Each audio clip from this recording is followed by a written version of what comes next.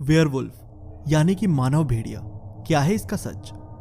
क्या सच में ऐसे जीव हमारे बीच में रहते हैं जो आधे मानव और आधे भेड़िया है, या ये एक सिर्फ काल्पनिक कथा है? क्या हो अगर एक वेयरवुल्फ आपको काट ले, क्या आप भी बन जाओगे एक मानव भेड़िया? और कहां देखा गया असल में वेयरवुल्फ, सब जाने के इस वीडियो में। तो दोस्तों, आज की वीडियो है मिस्ट्री ऑफ वेयरवुल्फ की। तो चलिए शुरू करते हैं। दोस्तों, वेयरवुल्फ यानी कि एक ऐसा जीव जो कि इंसान और भेड़िया के मिक्सचर से बना है। देखने में आप कंफ्यूज हो जाओगे कि यह इंसान है या भेड़िया। लंबा सा शरीर, लाल आंखें, बड़े बड़े दांत और पूरे शरीर को कपा देने वाली आवाजें, ये वेयरवुल्फ की पहचान होती है। प्राचीन कथाओं में मानव भेड़िया का उल्लेख हमें कई जगह देखने को मिलता है। इससे जुड़ी बहुत सी ऐसी कहानियां हैं जो हमें इस जीव के होने का पुख्ता सबूत देती है। ग्रीक मैथोलॉजी में वेयरवुल्फ की कहानी अच्छे से लिखी गई है, जिसमें कहा है कि पैलसेगस के बेटे लाइकोन ने भगवान ज्यूस को नाराज कर दिया था जब उसने एक बच्चे की बलि दी, और उसी बच्चे की बलि से बने हुए गोश्त से भगवान ज्यूस को भोग चढ़ा दिया। इससे ज्यूस बहुत ज्यादा क्रोधित हो गए और सजा के तौर पर लाइकोन और उनके बेटों को मानव भेड़िया बनने का श्राप दे दिया। इससे वो दिन में तो इंसान जैसे होते थे, लेकिन रात होते ही वो एक भेड़िया में तब्दील हो जाया करते थे।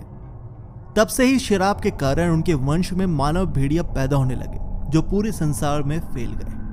कई लोगों का यह भी मानना है कि वेयरवुल्फ पूरे चांद की रात यानी कि पूर्णिमा की रात में ज्यादा सक्रिय हो जाते हैं। इससे जुड़ी हुई कहानी हमें इजिप्ट देश से सुनने को मिलती है, जिसके अनुसार एक इंसान को एक ऐसा काढ़ा मिल गया था जिससे पीने के बाद उसके अंदर का जानवर बाहर आ जाता था, लेकिन वो काढ़ा सिर्फ पूरे चांद की रोशनी में ही काम करता था। अगर हम साइंस की माने तो जब भी पूरा चांद दिखता है तो समुद्र में लहरें बढ़ जाती है और इसमें एक ऊर्जा पैदा होती है, यानी चांद और धरती पे मौजूद पानी का बहुत गहरा रिश्ता है।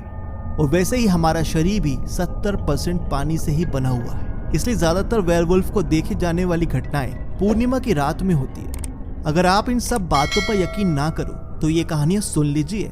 बुल्गारिया देश में एक किसान को खेत जोतते हुए एक ऐसा बक्सा मिला जो चेन से बंधा हुआ था। जब उसे खोला गया तो पाया कि एक इंसान के सर का कंकाल था, लेकिन वो ऐसा वैसा सर नहीं, बल्कि उसमें कुछ खास था, जिसमें उसके बड़े बड़े दांत और सर का शेप बिल्कुल भेड़िया जैसा था। अब ये बात सबको हैरत में डाल देती है कि किसी ने मानव भेड़ियों को मारकर उसके सर को अलग से एक बॉक्स में भरकर गाड़ दिया था, जिससे उस मानव भेड़िया का श्राप खत्म हो जाए।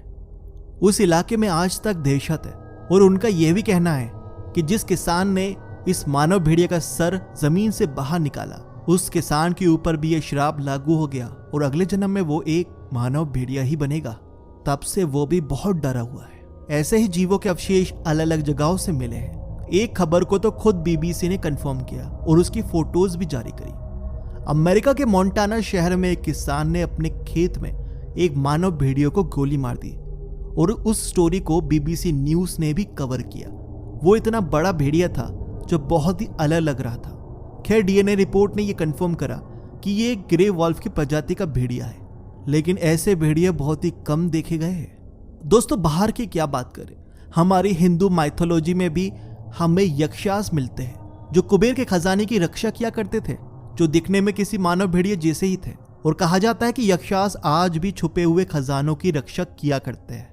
और अगर आपको श्री कृष्ण पे यकीन है तो इस कथा पे भी यकीन जरूर होगा, जिसके अनुसार श्री कृष्ण ने अपने काले बाल से बहुत से मानव भेड़ियों को उत्पन्न किया था, जिसे देखकर ब्रज वाले घबरा जाए और खौफ के मारे ब्रिज को छोड़कर वृंदावन जाने के लिए तैयार हो जाए।